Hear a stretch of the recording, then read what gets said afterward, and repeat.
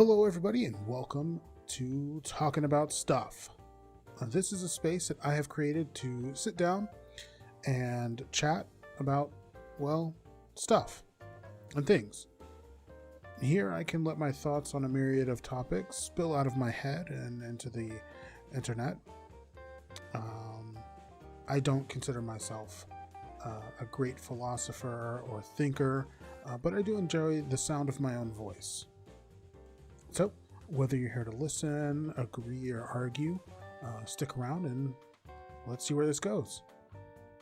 Now, a quick heads up. I have done this before or tried this before, and I didn't really follow through with it. I'm not so sure if that's a good thing or a bad thing, but it's a thing that happened. So, my goal with this is to commit to at least once or twice a month to begin with. And let's see if we can kind of create any kind of consistency and see where that takes us.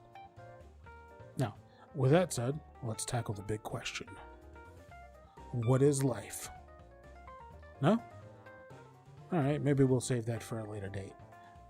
Let's start with an easier one. Who am I? Well, I'm a regular, ordinary guy.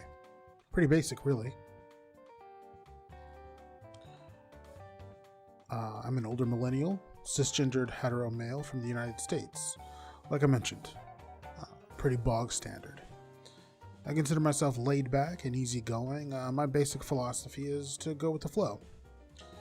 I go by the name of Randy, or Rand, or Rando, or any variation thereof. Like everyone else, I have thoughts, ideas, and sometimes I want to share those with the people around me. These days, however, it feels like that's becoming harder and harder to do. We often fear offending someone or being taken out of context. So, with that said, if you ever are offended by something I say here, or a topic I showcase, then I want you to remember this one very important thing. You have a voice, and I will listen to you. Even if I decide not to change my stance or agree with you, you will have my respect, as long as you come at it with a degree of grace and a teachable mentality, right? All right. So, with all of that fluff and guff out of the way, I guess it's time to share what's been on my mind, what made me decide to do this.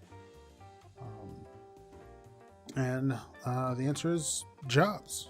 Yeah, work and employment, that kind of stuff. I've recently been in a position to come face to face with my own idea of what a fulfilling life is. Been forced to ask myself, is this what I want? Am I where I want to be? That kind of thing. And the truth is, the answer that I came to is, I don't think that it's not a job. What I mean by that is, the conventional wisdom is that a fulfilling life is something that is innovative or creative, something that is seen as a net positive regardless of whatever it is. Creating art, entertainment, building something that people need or want, having a family, those sorts of things. And I'm not denying them. I'm not sort of putting them down or saying that they aren't valid. And I'm not saying that I have found some sort of secret key to opening your mind and expanding your horizons. No, what I'm saying is, I think that a job can be just as rewarding or as fulfilling as those things, I can only speak, of course, to my own personal experiences and my personal journey, right? So, for instance, with creative type things, it's the journey that makes the enjoyment. And regardless of what you get at the end, oftentimes what you came up with along the way is what fulfills you. And the end result is also fulfilling, but it's also chasing that next great thing that you come up with, right? Whereas with the job, it's all about what you're doing. You're having to, every single day, the journey of doing the thing is paramount to creating the fulfillment at the end of it, of seeing what you've done come to fruition. Whether it be, working in construction or working in retail or working, doing business somewhere or whatever your job may be. Now, I personally feel like you're able to come up with a job that is fulfilling if you have people around you who are also attempting to work and to do the thing in the same way. To me, it starts with this idea of leadership, right? I've built myself up over the years. In my career in hospitality is where I started really coming to the idea of having a job and a career and that kind of thing. So that's where I'm coming from with my thoughts on this. And the main thing that I've come to realize is that leadership within the field is so important to building a fundamentally fulfilling and enjoyable place to be. Not just for the sake of the job itself, but for the sake of the people who do the job, right? So everyone who gets into a job, they don't necessarily have to, and this comes down to why people don't assume jobs are fulfilling life, right? Because you don't necessarily have to love your job or be interested in your job. A job is merely a means to an end. You're trying to get money to live your life the best way that you can, and doing a job allows you to earn money to pay for existence, right? It's a whole nother topic that we can go over and talk at length about the necessity of work and a whole rabbit hole we can go down, right? Automation and what's that gonna, whatever, that's another topic. But the end result is that people don't necessarily have to enjoy what they do in order to do a job and do it well, right? You absolutely hate your job, but still be good at it, and go to it and earn a living wage, but you won't be fulfilled in life, right? You have to at least have some sort of level of enjoyment to find fulfillment. And what I found is that in the workplace, leadership, and this is what I found through becoming a leader in the workplace, is that leadership is the key to allowing people to enjoy their work, right? A lot of people come into hospitality thinking that, and this is a common thing that I've noticed, thinking that this will just be a placeholder until they find something that they like to do better or some sort of variation on that idea.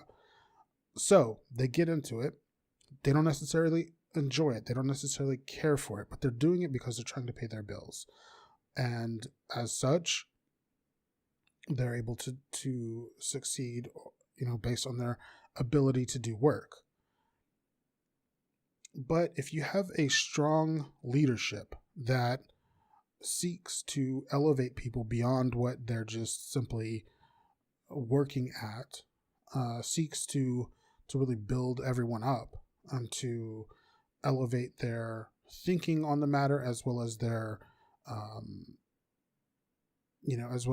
their input into the matter itself, then you can increase their sort of buy-in, right? And to where they will be able to get fulfillment and joy out of doing this work. So what I've come up against is essentially I've risen to a normal middle management position, and I don't like it because I'm sort of capable and not capable of doing that, right? So what I mean is I have a lot of responsibility over people and leading them and sharing my experience with them and teaching them and guiding them, right? But I don't have ultimately the last say in giving them all of the tools necessary or setting them up completely for success. And then, I hate that because I tell someone, I give them my word that I will stand by them and that I will do everything that I can for them. And then suddenly it's like, well, okay, but really you can't. You don't have, you're not the property owner, or like some level above where you need to be. And yeah, so that really led me to question what is it that I really want out of life. And what I want is, I want to be that person at the top who says, okay, I want to give people these opportunities to find their passion in this field, or even just to learn something through working here and maybe step away and create their own sort of thing, right? Like, that's what I wanted out of life. That's what I want to do. And I don't know if I can do that working for someone else. In fact, I feel like the answer is obviously I can't, right? I can't be that person who does that while working for someone else and having to follow behind their rules, their guidelines, or their own philosophy or ideas, right? So I don't know where that leads me, right? Now I'm looking, well, I do know where that leads me. It leads me to look for another job, right? It leaves me to look for another place where I can do those things that I want to do. But then the question becomes, to me anyway, the question becomes, well, I don't know, is that ever going to be something that am I ever going to be capable of that, right?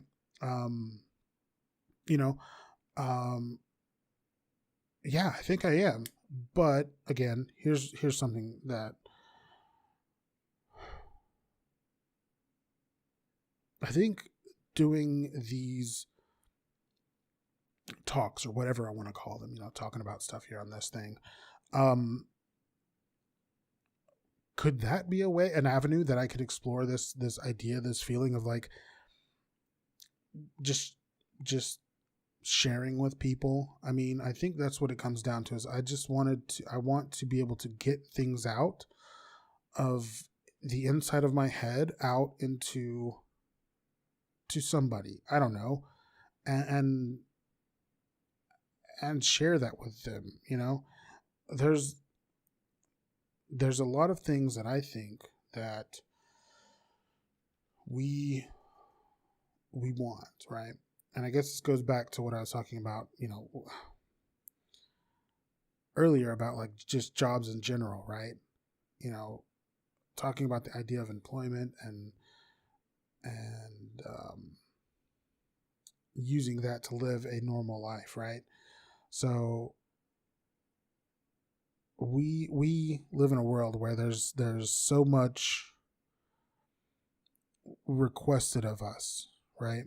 So much needed from us. We have everything costs something. Like there's nothing around us that we can just have, except for information. And that's one of the things that I think is great about the times we live in right now, information. So, circle back. I want a job because I like doing the job. I love working in the hospitality industry, so I want to do that kind of work. But I want to be the person who's the most responsible for ensuring that everyone else who's doing that same job and work is able to feel in their heart, or feel in their heart fulfilled, right? I want them to be able to feel like they have a place, or an occupation, or even just that the time that they're giving us, that they're not wasting it. I think that's what it comes down to. And I've recently been feeling like I'm wasting my time. The people beneath me who I'm supposed to be guiding along the way are wasting their time. And I feel like they feel that way too. And I don't want that feeling. So I've decided to look for another job. Now, circle back. Let's keep making circles here. I think that I have an idea that I want to just do this, talking on the internet, and, making videos, and, there's so much stuff that I want to do. But I just don't do it. And I think that it comes down to I'm I'm afraid. I'm afraid of stepping out and doing what I can do, because I'm afraid of failing. And I think that's something that people don't talk about often enough. Um, you know, when I'm trying to coach people at work, and let them know that they have the ability to do certain things, you know, for instance, like I said, I work in hospitality, so customer service is a huge thing. Letting the front desk agents and staff know that, hey, you're able to do whatever is necessary to help the guest, and you have this sort of authority if I'm not there to do certain things, and like laying those out for them. I still receive calls saying, hey, can I do this? I still get messages on when I come in from my days off of like, hey, such and such needed you to see this. And it's like, no, they didn't. But I understand that the person who was dealing with that was afraid to make that decision without some sort of confirmation from an authority figure. And I feel like that's kind of what's going on with me right now. It's like, I'm afraid to step out and talk on the internet and make videos and do make hiking video. I love going out into hiking, and I love going out into nature and seeing that kind of stuff, but I don't want to go make videos out there. I'm afraid of, I don't know what, looking like an idiot walking in the woods with a camera on a stick or something. Or I'm afraid of, nobody's going to like it when I put it out on the internet anyway. So why do I even bother doing it? Because it's not going to get a lot of views or whatever. Or it's going to take me a long time to do it. And I don't know if I want to spend the time that way, because, once you can't get that time back, so what am I to do? When it comes to that, what are you supposed to do? And I think ultimately you have to be able to have people in your life who will push you, right? I've got friends and family, and I talk to them about this kind of stuff all the time. And of course they tell me, just do it. Some people say that they think that I have a decent voice for this stuff, that I'm able to, that they would listen to me talk if I did it, right? That's flattering, but there's always that little voice in the back of your head, that little doubt that says, no, they're just saying that because they're your friend or they're your family and they're being nice to you. But what it is they are also attempting to do something fulfilling for themselves, right? And so they're helping you along the way and pushing you out. I don't know how, this is part of the thing that I like about this idea of just talking about stuff, because now that I think about it, how did we get here from talking about jobs being a fulfilling life goal, right? Having a good job being a fulfilling life goal. Not just having a good job, I don't think. I think having any job, like working a job, as being a fulfilling part of your life. We got from that to, I'm afraid of failure.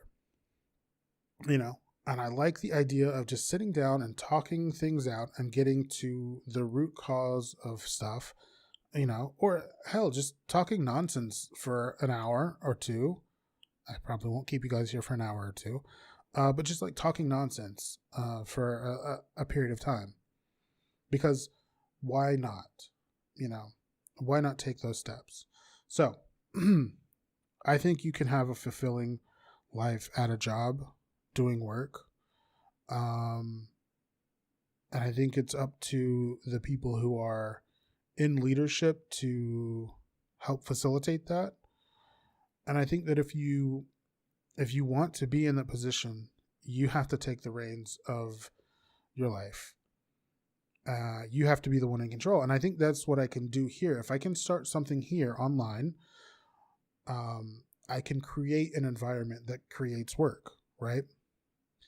If if doing this, talking online and creating a quote unquote podcast or whatever, or YouTube channel, I can create a place of employment. I can hire people to edit. I can hire people to, you know, um,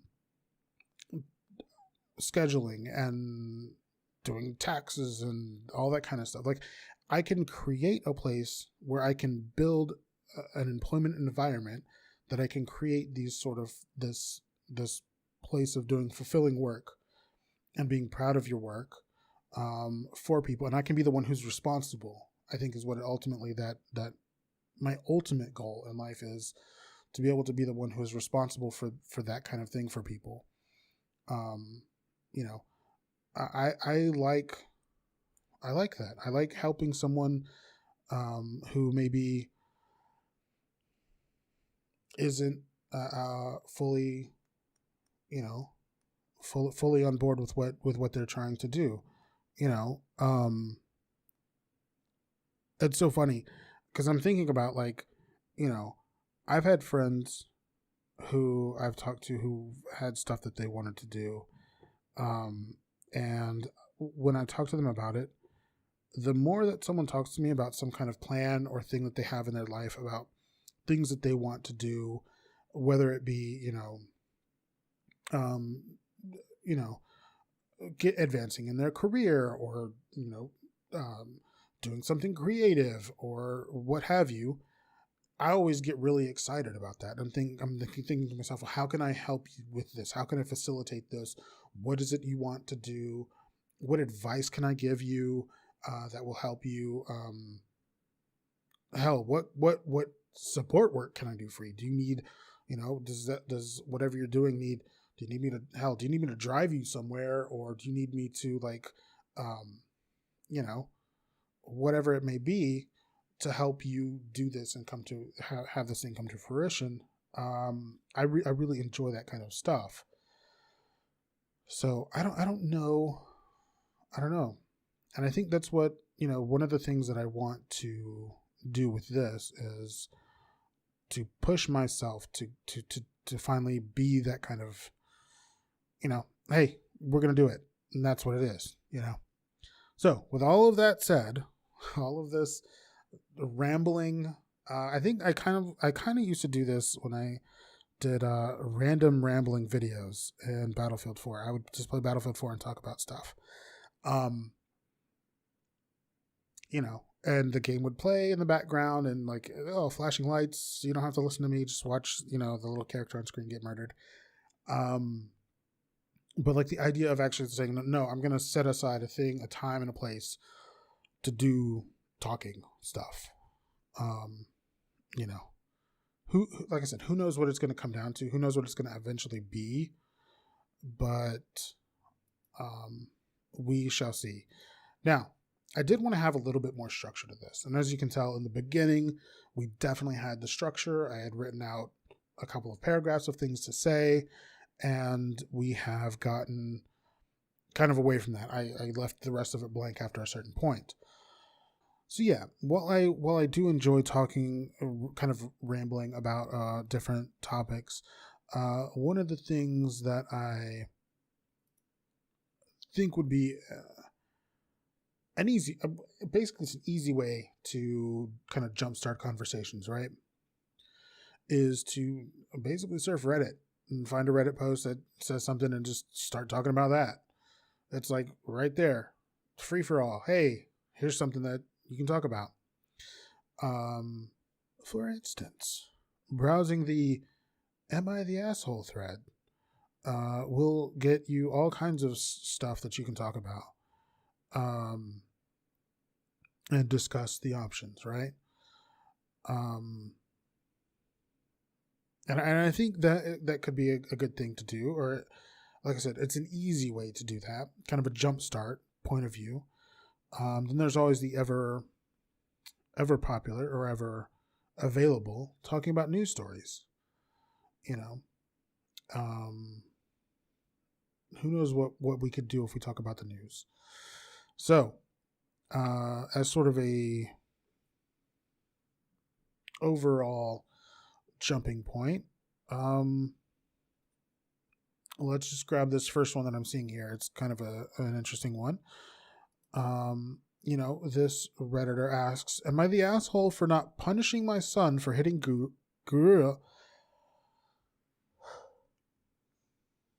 Am I the asshole for not punishing my son for hitting girls who were attacking him?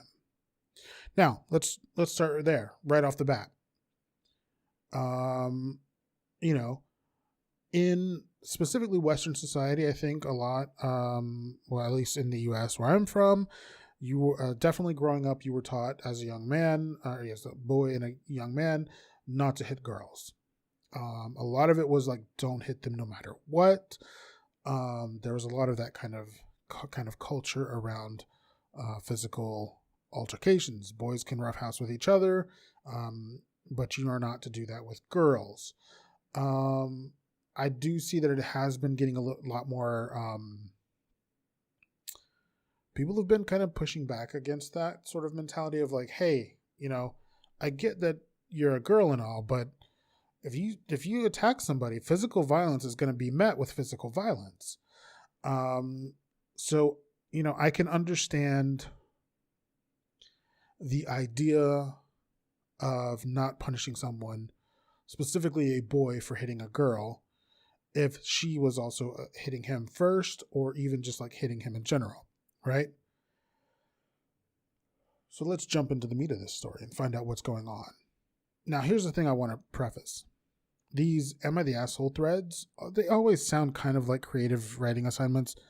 It's the internet. Who knows how real they are? But I think dissecting them does give you a lot of good sort of like jumping off points for thought discussions, right? So let's read this one. My son is 14 years old and in the 8th grade. He's a great kid and super well behaved. He gets good grades, does his chores, and is involved in several extracurricular activities in his school. Well, yesterday, my wife and I got a call from his school that he was suspended for getting into a fight and that one of us needed to come get him. So I went to grab him as I was more easily able to leave work for the day, and when I got there, the principal showed me the footage of what had happened. 3 girls had been throwing food at one of the boys at the table my son and his friends were sitting at lunch. My son, after a few minutes of this happening, turned around and started to yell at the girls to get them to stop. The girls kept doing it until my son threw an empty milk carton at them and got some milk to splash on them. This made the girls come up to the table and get into a screaming match with my son, until one of the girls started slapping on my son. He then pushed her somewhat hard and she fell backwards. This made the other girls start hitting him, and after a couple of moments, my son started punching the girls. It took about 15 seconds of commotion before the fight was broken up by the vice principal, and they were separated. I think the vice principal should have noticed the food throwing and screaming before it even got to that point, but it's neither here nor there. My son had several large scratches on his face, and I was informed that he had busted one of the girls' lips. I was told my son would be suspended for the next school week, so I took him to McDonald's and then home. I told him he wasn't in trouble as he was not the one to start the altercation, but he really needs to be mindful of stuff like this as it can show up on his school record. He understood and said he was just so angry at these girls had been picking on the boys sitting with them for all of middle school and he'd had enough. When my wife got home, I explained to her the situation and she was livid that my son was in his room playing video games and not being punished. I told her I'm not going to punish my son for sticking up for a child being bullied and for defending himself when attacked. Her response was that he shouldn't lay his hands on girls no matter what, and he should have just run away. She went into his room and yelled at him and when to take his PlayStation away when I stepped in to stop her. Okay. I told her she needs to calm down and we need to talk this through before she makes unilateral punishment decisions. She's insistent that he be punished for the whole week he is suspended, and I disagree, and I think the suspension is punishment enough, as when he gets back to school, he is going to have a massive amount of schoolwork to catch up on. He has never gotten so much as detention in his life, and is a good kid. I'm not going to punish him for an incident that was a one-off that he didn't even initiate. She's mad at me for letting him off the hook for this on this one and said I'm raising him to be a woman beater which is just flat out ridiculous. I asked her if she'd still want to punish him if there were 3 boys ganging up on him, and she said yes, but not as harshly as he should be for fighting back with the girls. I refuse to let him be punished, blah, blah, blah. It goes on like that. Okay, so we get the scenario. Okay, so let's look at this objectively. We'll break it down and go through it, right? So the parents get the call that their kid has been being suspended for being in a fight, and so one of the parents goes. The parent that goes is the one who has firsthand knowledge of what happened and makes a decision unilaterally to punish or not punish, right? I think this is the first mistake in this scenario. They should have, in my opinion, which is, of course, easier said than done. Like, I didn't see the footage of the kids throwing food at the boy at the table, and then the fight that ensued after one of the son stood up for that kid. So, I mean, if I did see that, if I did see, my kid stepping in to stop a bully, I probably also would be like somewhat proud, honestly, of like, hey, you stepped in, maybe not the right way, but you did intervene in a way that got, something happened. So I can understand like the quickness to like sort of move to sort of congratulate them in a like a or to punish them in a kind of congratulatory way, right? So while I don't think that was the right thing, I do think I probably would have done the same thing. Hey kid, let's go get some McNuggets and like an Oreo McFlurry or something, and kind of maybe next time run and get a teacher first.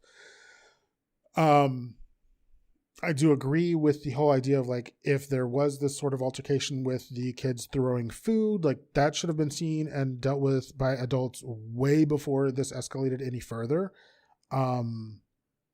It does kind of scream like a sort of lack of leadership and attention that is being paid to by the school staff. But yeah, I think the father should have come home, let the kid know, hey, go to your room until your mother gets here. We're going to discuss this, and then kind of come to a decision at a later time, just, with that kind of situation. Because I do understand, again, like I said, the overall consensus growing up is that you should not hit a woman no matter what. Now, I don't agree with that. Personally, I think men and women should be taught as children not to initiate violence, but that once violence has commenced, you either commit or run away, regardless of who your opponent is, right? I don't think that either parent unilaterally making the decision to fully punish or partially punish or not punish is the right call. I think that also led to sort of a thing by the husband coming in and saying, "Oh, I already handled it, and we're not going to do anything about it." Also, he beat up some girls who were bullying a kid. Like, that kind of undermines the mother's authority there, and like kind of like she doesn't have a say in any kind of in this situation, which I think also then leads her to want to kind of overcorrect and like, no, I have control, I have a say in this, and I'm going to go and exert that, right? So while the father has the opposite, like, oh, I'm so happy about you stopping a bully and standing up for a person who didn't really deserve to be treated that way, the other person, the mother, is now feeling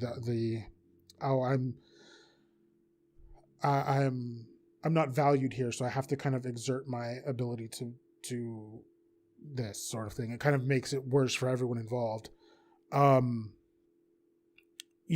I said, I think the husband should have come home with the kid, said, you know what, well, first of all, I think he should have got homework or whatever, schoolwork, and like come home and said, go to your room and do this stuff. Like, don't play your video games or anything. Get your schoolwork finished and be working on that when your mother gets here. We're going to talk about it, and then we'll let you know what we decide to do. I do think they should have, I think the husband should have been able to more advocate for his son about, hey, I think he should have asked for the footage, honestly.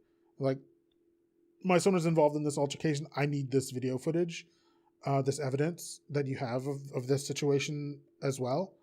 And so that he could show his wife this is what the other people were doing. Like, and like, again, use this as a teachable moment of like, I'm not going to go in and yell at you, kid, for standing up for yourself or a bystander. Because even if you didn't do the right way of dealing with this situation, the quote unquote right way, we can use this as a jumping off point to talk about the right way. Right. So I feel like that's kind of the problem, is they could have used this as a jumping off point to be like, look, I understand, like, this kid was getting bullied, and you, whatever, next time, clearly these kids are not against attacking you as well. Next time you should have go and get an adult, and have them come and intervene in the situation. Now, is that always going to be possible? Not always, right? But that's what you should strive to do, to resolve the conflict without having to resort to violence, right?